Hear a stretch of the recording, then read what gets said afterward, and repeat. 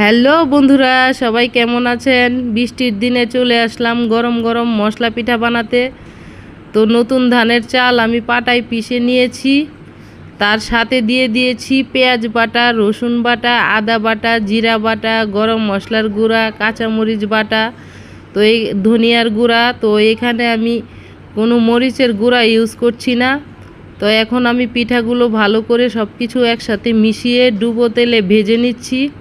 তো এই পিঠাটা বৃষ্টির দিনে খেতে যা মজা, যা টেস্ট, যা স্বাদ, অবশ্যই আপনারাও একদিন ট্রাই করে দেখবেন। নাম তার মশলা পিঠা। যারা বিশেষ করে ঝাল পছন্দ করেন, এটাতে কাঁচামরিচের ঝাল আছে, সাথে আছে আদার ঝাল। তো বৃষ্টির দিনে ঝাল ঝাল পিঠা খেতে খুবই ভালো লাগে। আর এই পিঠাটা মুখে লেগে থাকার মতো টেস্ট।